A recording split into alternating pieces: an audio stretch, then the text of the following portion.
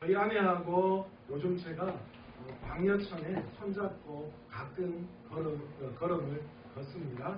그런데 저희 아내도 그렇고 저도 그렇고 굉장히 담즙질이에요. 그래서 이렇게 방여천에 걸어가면 제가 먼저 이렇게 보고 막 웃어요. 그럼 우리 아내도 눈치를 챘다 그런 마음으로 막 웃어요. 왜 그러냐? 혹시 뚱뚱한 여자나 남자분이 지나가면 제가 막 이렇게 웃으면서 봐라, 여자들은 뚱뚱하면 안 된다 막 제가 그러거든요. 그러면 우리 아내도 참 그러면서 막 자기도 맞다 그러면서 막 그래요. 그런데 실질적으로 그렇게 웃으며 뚱뚱하면 안 된다고 이야기하는 저는 뚱뚱한데 참 묻은 개가 묻은 개 나무란다고 제가 그렇게 하고 있는 모습을 볼 때가 참 많이 있습니다. 저희 그 팔봉 순대 사거리 있죠. 거기가 사실 아침 시간에는 굉장히 위험한 사거리입니다. 제가 새벽 기도 마치고 기도를 좀 하고 이제 집으로 가는 그 시간이면 거의 이제 출근 시간하고 맞닥뜨리거든요. 그러면 제가 집에 가기 위해서 좌회전하려고 신호를 딱 받고 있으면요. 저쪽에서 직진 신호가 끝났는데 3개에서 이렇게 고가도로로 넘어오는 그 차들이요. 직진 신호가 끝났는데도 불구하고 차가 그냥 막 정말 돌진하듯이 막 신호를 무시하고 넘어오는 경우가 굉장히 많아요. 그래서 저도 막 깜짝깜짝 놀랄 때가 많고요. 특히 큰 트럭들이 그렇게 한 번씩 속도를 내서 지나가고 나면요. 제 차가 막 흔들릴 정도로 그렇게 위협을 느낄 때가 많습니다. 그때 되면요. 저도 가만히 안 있습니다. 여러분 이렇게 착하게 보여도요. 저도 항상 가라거든요. 빵! 그리고 쌍라이트를 막 켜고 조심하라고 지금 아니 신호가 바뀐 지가 언젠데 어떡하려고 그러냐고 막 제가 빵빵 그리고 막 쌍라이트를 켜고 합니다. 그래도 뭐 아주 아랑곳하지 않고 그냥 쌩쌩 지나가니까 그때 제가 내가 조심해야지 라는 그런 생각을 합니다. 그런데요 웃긴 건요 제가 이제 교회에서 일을 마치고 여기에서 좌회전을 받기 위해서 그래서 집에 가려고 이 교회 쪽으로 쭉 나오다 보면요 저쪽 신호에서 좌회전 신호가 딱 떨어질 때가 있어요. 그러면요 그 신호 받으려고요 저도 막 불이 나게 웽 하고 막 그렇게 가거든요. 그런데 그렇게 가다 보면 저도요 노란불로 탁 바뀌는 저는 그래도 빨간불에는 안 갑니다. 노란불로 바뀌려고 하는 그 찰나에 저도 그냥 싹 하고 그냥 차를 몰고 들어가는 경우가 많아요.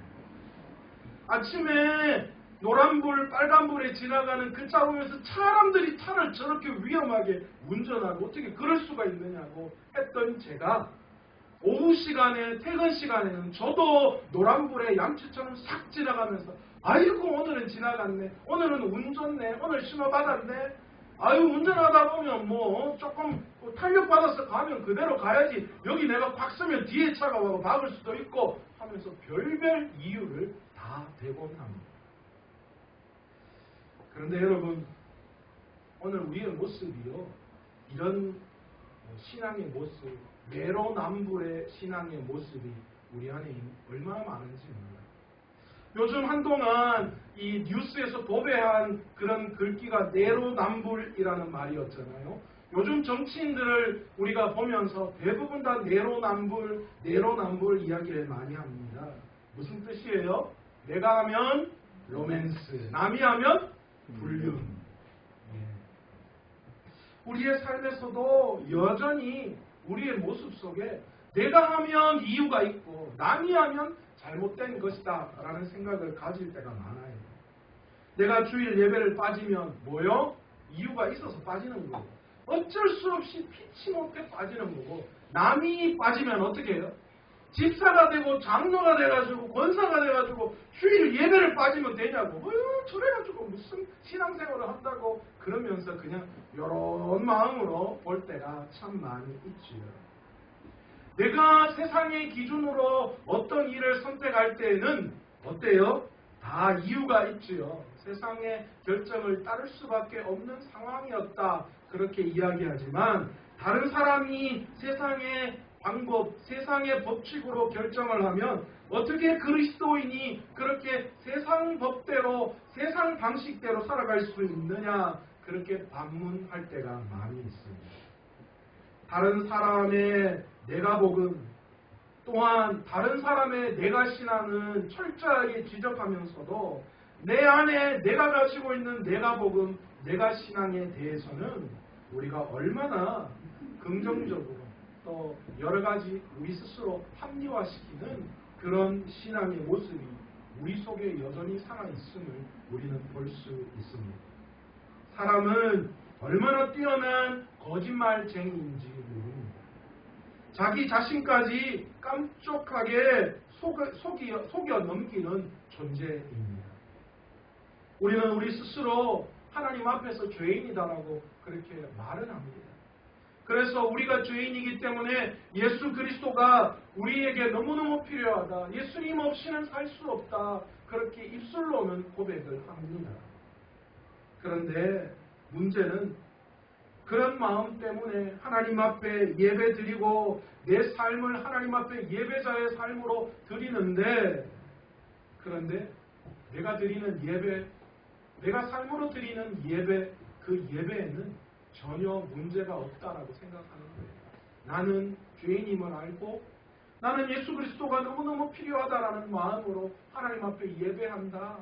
내 삶은 그렇게 그리스도인답게 살아가고 있다. 그렇게 스스로 긍정적인 마음으로 나는 내 환경과 여건 속에서도 이 정도 신앙생활하면 정말 잘하는 것이다. 그렇게 긍정할 때가 참 많이 있다는 거예요. 그래도 내가 이래봬도 예배드리고 내가 이런 상황에서도 하나님의 말씀대로 살려고 노력하는데 하나님 다 아실 거야. 그렇게 긍정하죠.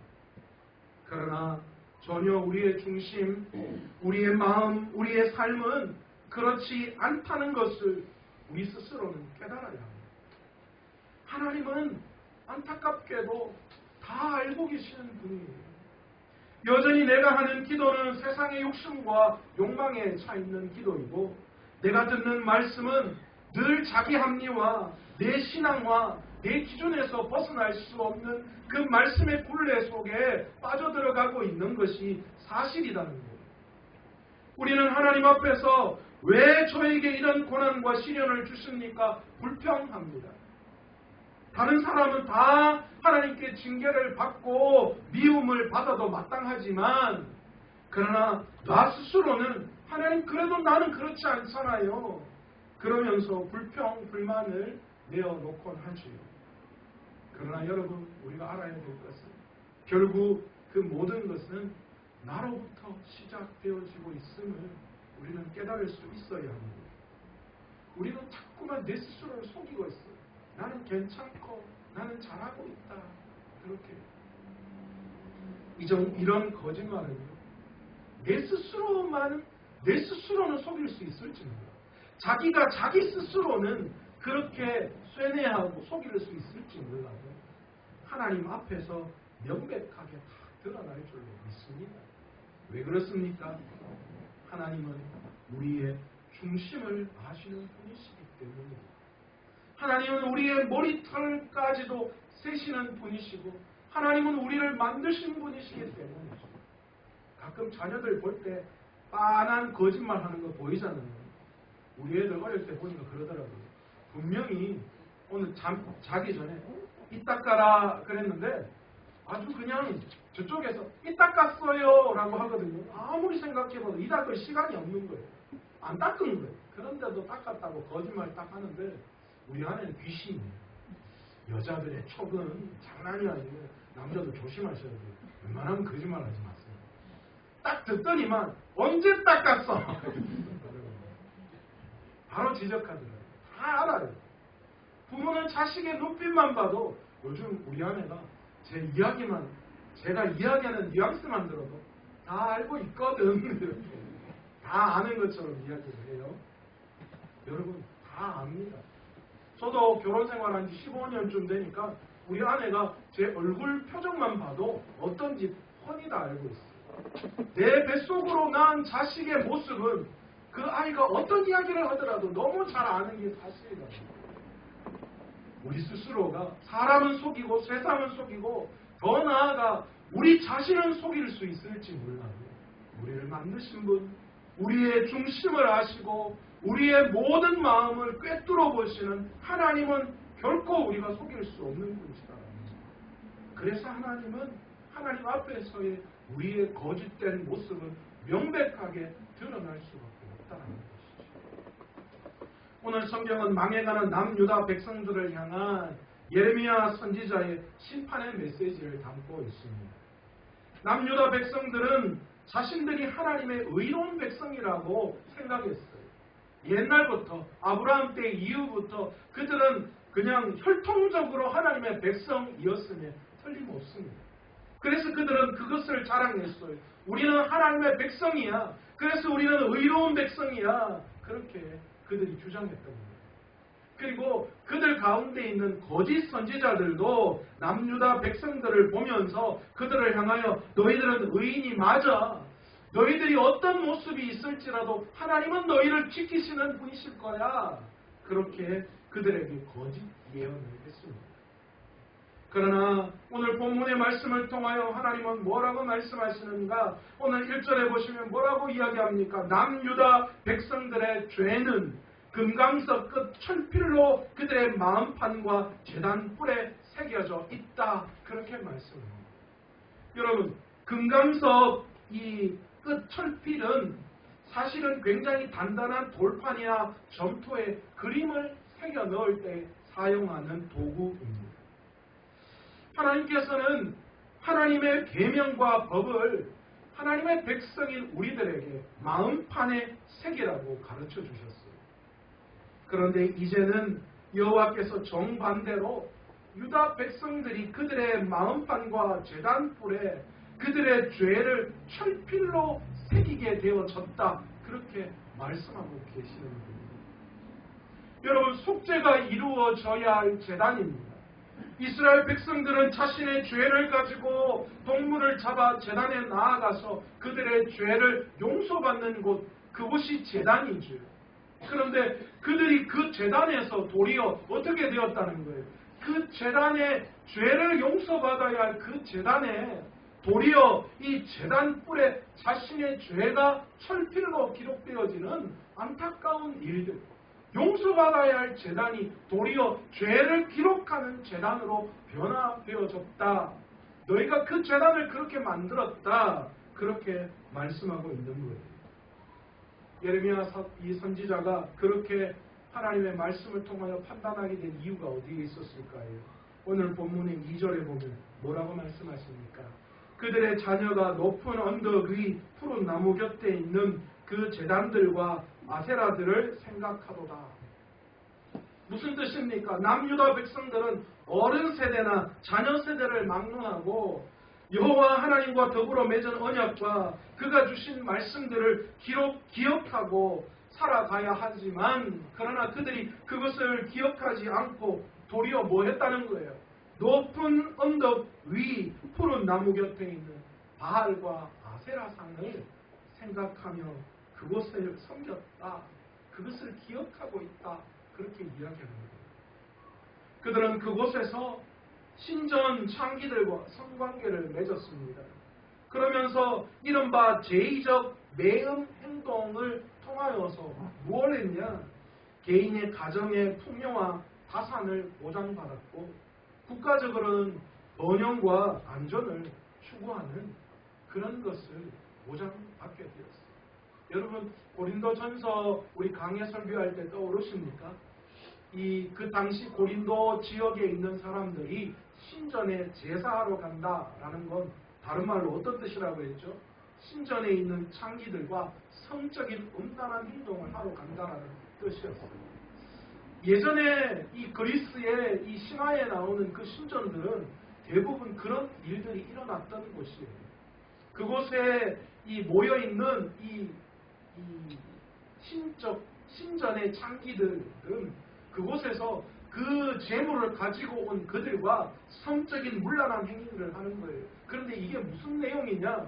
당시 신전에서 이 사람들과 이런 성적인 관계를 하는 모습을 본 하늘에 있는 신들이 흥분해서 그 땅에 있는 사람들에게 영향력을 발휘한다라는 것이 그 당시 신화 속에 나와 있는 그들의 신앙이고 생각입니다. 남유다 백성들이 그런 일을 했다라는 거예요. 바알과 아세라, 여러분 바알과 아세라는 다른 말로 풍요와 다산의 상징되어지는 우상들입니다. 그들이 신전에 와서 하나님 앞에 제사했던 그들이 여전히 신전에 와서 바알과 아세라를 향하여서 제사를 드리면서 풍요와 다산을 보장받았다는 거예요. 국가적으로는 번영과 안전을 그렇게 보장받았다라는 뜻입니다. 그러면서도 남유다 백성들은 자신이 드리는 예배에는 전혀 문제가 없다라고 생각했던 거예요.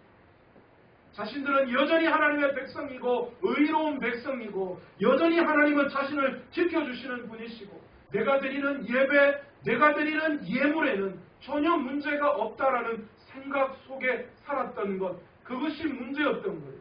그 마음으로 하나님 앞에 나와 제단에서 제사를 드리는 그들은 그 제단에서 죄를 용서받는 것이 아니라 제단 뿔에 도리어 자신의 죄를 기록하는 엄청난 죄를 범하게 되어버렸던 것이죠. 그들 스스로는 전혀 그들의 신앙에 문제가 없다라고 생각했지만 그러나 그렇지 않았습니다. 하나님 앞에서 그들의 예배는 그저 자신의 신앙을 만족시키는 행위에 불과했습니다. 중심 없는 예배, 진정한 마음으로 드리지 않은 모든 형식적인 제물은 하나님이 보실 때에 가증한 더러운 것이 될 수 있음을 우리는 깨달아야 합니다. 오늘 우리가 드리는 이 예배 가운데에서도 하나님이 이 예배를 보시고 안타까워하실 수 있어요. 하나님이 이 예배를 보시고 너희의 예배를 내가 도저히 모르겠다라고 말씀하실 수 있다는 거예요. 우리는 만족해요. 우리는 우리의 예배에 만족합니다. 그래도 예배에 왔잖아요. 오늘 예배 드리잖아요. 내가 매일 예배 시간에 하나님을 예배하고 찬양하고 기도하잖아요. 그러나 우리의 기도가 썩었어요. 우리의 예배가 썩었어요. 우리의 예배가 하나님을 향한 중심을 잃어버렸어요. 우리의 욕심과 욕망에 찬 우리를 만족시키는 그 신앙은 결코 하나님을 기쁘시게 할 예배가 될 수 없는 거예요. 도리어 그 예배는 하나님께서 가증히 여기시고 도리어 그 예배는 제단 뿔에 우리의 죄를 기록하는 안타까운 예배가 될 수 있음을 우리는 알아야 합니다. 진정한 마음의 회개가 없이 드리는 예배, 마음이 없는 예배 하나님은 절대 받으시기를 원하시지 않으십니다. 결코 하나님은 그런 예배, 그런 믿음으로 드리는 모든 행위를 보시고 우리의 죄를 용서하시지 않으신다는 겁니다. 그것은 단지 하나님을 속이는 행위입니다. 그것은 단지 종교 생활에 불과한 것에 지나지 않습니다. 남유다의 예배를 왜 이렇게 하나님이 보시기 싫어하셨을까요? 하나님을 예배한다고 하면서 여전히 그들 마음속에는 바알과 아세라가 있었어요. 바알과 아세라는 세상 욕심과 욕망의 상징입니다. 그들은 하나님을 섬긴다라고 하면서도 여전히 세상을 향한 욕심과 욕망으로 가득 차 있었어요. 하나님이면 전부이라는 그 마음 자세로 하나님 앞에 나와야 하는데 그들의 마음속에는 하나님도 전부이신데 그러나 여전히 세상 속에 있는 욕심과 욕망이 너무 보기 좋았던 거예요. 그래서 하나님과 동시에 그들은 세상 욕심과 욕망을 겸하여 섬기게 되었던 것이죠. 오늘 우리의 모습인 것 같아요. 오늘 우리의 신앙이 이런 주소인 것 같아요. 저와 여러분의 신앙의 이런 주소예요. 하나님을 섬긴다고 주님 앞에 예배하고 기도하며 말씀 듣는다고 나왔지만 그러나 내 마음 안에 여전히 살아있는 세상을 향한 욕심과 욕망 때문에 하나님의 영광을 제대로 하나님의 은혜를 제대로 경험하지 못하고 여전히 세상의 굴레 속에 빠져있는 우리의 모습은 연여시 그 모습이 우리의 삶 가운데 드러나고 있음을 우리는 오늘 우리의 신앙을 보고 말할 수밖에 없어요. 하나님은 진실한 마음 없는 회개하는 척하는 제사는 받으시지 않으십니다. 남유다는 결국 이 척하는 제사 때문에 하나님과 세상을 겸하여 섬기는 이 일 때문에 온 영토가 이방 바벨론의 노략의 대상이 될 수밖에 없었던 겁니다. 하나님께서는 그런 남유다의 신앙을 보시고 사막의 떨기나무 같아서 좋은 일이 오는 것을 보지 못하고 광야, 건조한 곳, 건건한 땅, 사람이 살지 않는 땅에서 살 것이다. 그렇게 말씀하고 계시는 겁니다. 하나님께서 가장 가증스럽게 생각하는 신앙이 있다면 척하고 체하는 신앙입니다. 여러분, 우리의 삶 속에서도 그렇잖아요. 좀 있는 척, 잘난 체하는 사람들 우리는 뭐합니까? 아이고 네가 있으면 얼마나 있노? 그런 마음 다 가지잖아요. 그런데 우리 하나님도 마찬가지예요. 우리가 신앙 있는 척, 예배 잘 드리는 채, 우리가 거룩한 사람인 것처럼 생각하는 우리의 이 척체하는 신앙을 하나님은 가장 가증스럽게 생각하고 계시는 거예요. 없으면 없는, 있으면 있는 마음을 다하여서 우리의 온 마음을 다하여 주님 앞에 나와야죠. 죄악이 많은 사람들 하나님은 거부하실 분 아니에요. 그러나 죄악이 있음에도 불구하고 그 죄악을 숨기고 신앙이 있는 척하는 그 모습을 싫어하시는 거예요. 없으면 없는 대로 나와서 하나님 앞에 영광을 돌리면 되는데 있는 채 하는 게 문제라는 거예요. 내가 이 땅을 살아가면서 한 주간 우리의 삶에 있는 여러 가지 죄악 속에 빠질 수 있어요. 그러나 저 문을 열고 이전에 나와왔을 때 우리는 하나님 앞에 넘어져야죠. 잘 살았는 것처럼 하는 것이 아니라 통회하고 자복하는 하나님을 향한 뼈가 터져 나와야죠. 하나님, 제가 열심히 살려고 살았지만 내 모습 가운데 여전히 부족함이 있음을 알고 하나님 앞에 철저하게 내 마음의 죄악들을 고백하고 주님께 메어 달리고 의지해야죠. 하나님은 그런 예배를 받기를 원하시는 아니 하는 게 아니에요. 우리는 예배할 때마다 하나님께 죄를 고백하며 용서를 구해야 합니다. 실제로는 전혀 회개하지 않은 삶을 살아가고 있으면서 여전히 우리는 의로운 사람인 양 해서는 결코 아닙니다. 왜 그렇습니까? 우리 하나님은 우리가 이 자리에 앉아 있을 때 우리의 마음을 꿰뚫어 보는 분이십니다. 우리가 아무리 하나님 앞에서 척하고 체해봐야 하나님은 다 알고 계시는 분이시기 때문입니다. 당시 거짓 선지자들은 남유다 백성에게 예루살렘의 성벽과 성전을 믿으라고 가르쳤습니다. 그것이 그들에게 어떤 큰 의미가 있으면 그래서 그것을 믿을 때에 하나님의 놀라운 능력이 너희와 함께할 것이다 라고 이야기했습니다. 그러나 우리가 알아야 할 것이 있습니다. 우리가 섬기는 남유다 백성들이 섬겼던 예루살렘의 성벽과 성전, 그것을 믿는 것은 다른 말로 실상은 사람을 믿고 육신을 믿는 것과 다름없어요. 그들이 진짜 믿어야 할 것은 성벽과 성전이 아니었어요. 그것은 상징물이에요. 그 상징물 속에 있는 온전히 우리를 살려주실 살아계신 하나님 아버지를 믿는 믿음이 우선되어져야 했어요. 그러나 그들은 형식과 그들은 외형에 빠져 있었습니다. 사람에게 중요한 것은 보이지 않으나 분명히 살아계신 하나님 아버지를 의지하는 거예요. 눈에 보이는 성벽과 성전이 아닙니다. 문제는 사람이 하나님을 의뢰한다고 하면서도 실제로는 사람의 힘과 능력을 의지한다는 거예요. 교회 안에서 하나님을 의지한다고 하면서 교회 안의 힘과 능력을 의지해요. 교회 사람들, 힘 있는 사람들, 능력 있는 사람들 가지고 뭔가 하려고 하죠. 그러나 그건 어리석은 거예요. 남유다 백성들이 성전과 성벽을 의지한 것과 다를 바가 없어요. 앞에서 언급했듯이 사람은 탁월한 거짓말쟁이가 확실합니다. 마음이 너무나 부패해서 참 거짓을 구별하기가 힘이 어렵습니다. 겉으로 보기에는 경건하고 하나님을 의뢰하는 것처럼 보이지만 실제로는 다 계산된 행동이 나타날 때가 너무 많아요. 저도 마찬가지인 것 같아요. 저도 집에서 안 좋은 일 있고 또 집에서 모습은 그렇지 않으면서도 여기 앞에서는 정말 거룩한 척 말씀대로 살아가는 척 어쩌면 제 얼굴을 속이고 있을 수도 있어요. 그런 제 모습을 발견할 때가 너무 많아요. 그런 제 모습을 발견할 때마다 강단에서 얼마나 하나님 앞에 울부짖는지 몰라요. 하나님, 겉과 속이 똑같은 사람.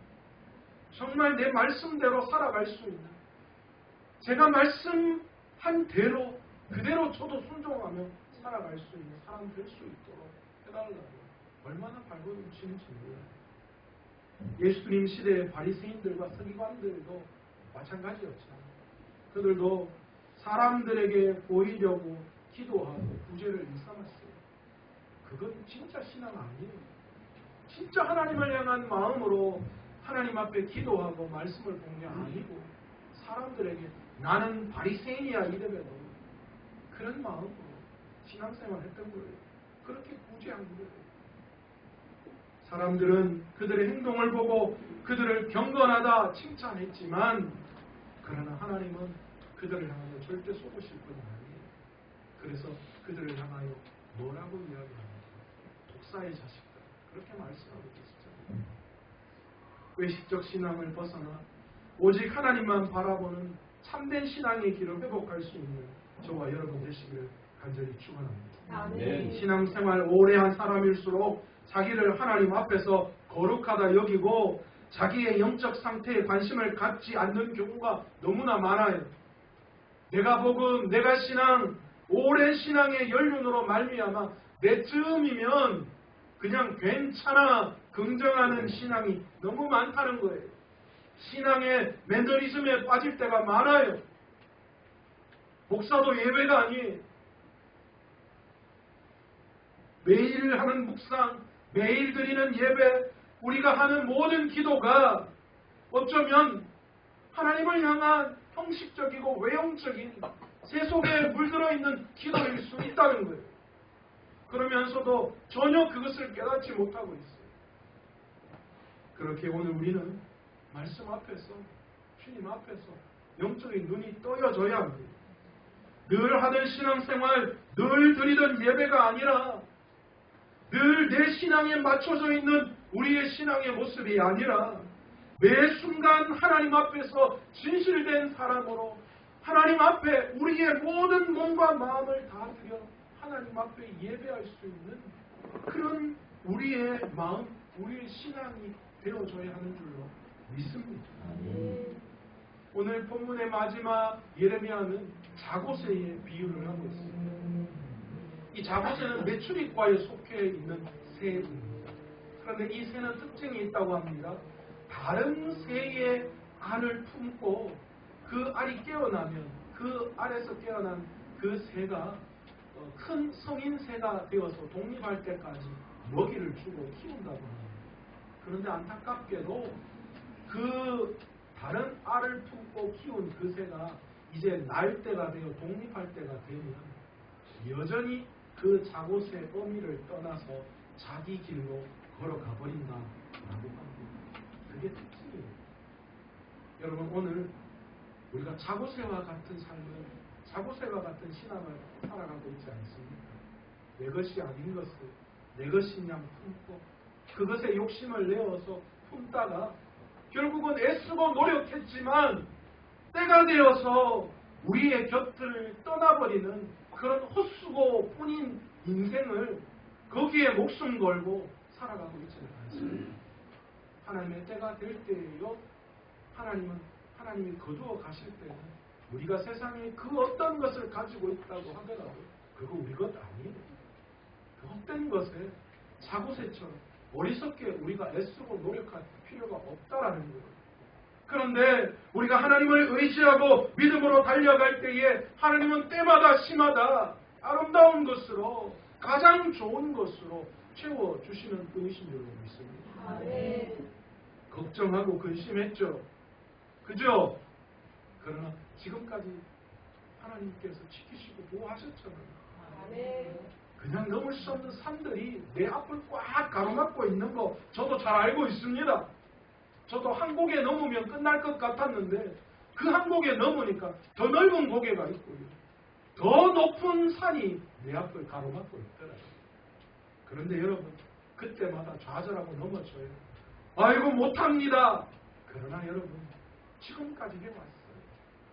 왜요? 하나님이 그렇게 우리를 인도하셨기 때문이죠. 아멘. 앞으로 우리가 넘어야 할 산 어쩌면 많을 거예요. 그러나 그 산을 가지고 있는 여러 가지 많은 이 세상의 문제가 우리의 삶 가운데 있지만 그러나 여전히 하나님은 우리와 함께 하셔서 그 산을 넘을 수 있도록 그 산을 오를 수 있도록 그래서 다음 산을 바라볼 수 있도록 우리를 인도해 주시는 분이신 줄 믿습니다. 아멘. 그러기에 오늘도 세상에 온통 마음을 빼앗겼던 그 마음을 다 하나님께로 가지고 올 수 있는 저와 여러분 되시기를 원합니다. 아멘. 하나님은 오늘 말씀을 통하여 우리의 마음이 문제다라고 말씀하셨습니다. 그 세상에 빼앗겼던 마음을 하나님께로 가지고 오십시오. 몸과 마음을 들여 하나님 앞에 진실된 예배, 진실된 믿음 생활 할 수 있는 저와 여러분 되시기를 원합니다. 아멘. 그 마음으로 하나님을 의지할 때 하나님은 반드시 우리를 지키시고 남유다가 그랬잖아요. 남유다가 하나님 앞에 징계받아 바벨론의 포로로 끌려가 나라가 망하지만 그러나 하나님은 70년 후에 하나님의 때와 하나님의 계획이 찼을 그때에 하나님은 그들을 돌아오게 하셨고 그리고 다시 나라를 세우게 하시고 이스라엘의 놀라운 부흥을 꿈꾸게 하셨다. 오늘 우리의 삶도 세상에 빼앗겼던 모든 마음들을 가지고 나와 하나님을 바라볼 때에 하나님을 의지할 때에 하나님을 믿을 때 하나님께서 우리와 함께 하시고 은혜 베풀어 주실 줄로 믿습니다. 아멘. 다 함께 오늘 말씀을 생각하시면서 기도하실 때 하나님 지금까지 내 예배를 한번 점검해 보기를 원합니다. 내가 내로남불의 신앙을 살지는 않았습니까? 하나님 앞에 예배한다고 하면서 여전히 형식적이고 외형적이고 마음을 빼앗겼던 예배의 마음으로 하나님 앞에 나왔다면 하나님 그 빼앗겼던 마음 세상 속에 빼앗겼던 그 마음 다 다시 찾아 나와서 진정한 우리의 마음과 우리의 정성을 다 들여서 하나님을 예배하고 믿음 생활할 수 있는 저희가 될 수 있도록 해달라고 주여 한번 간절히 부르고 박수하여 통성으로 기도합니다.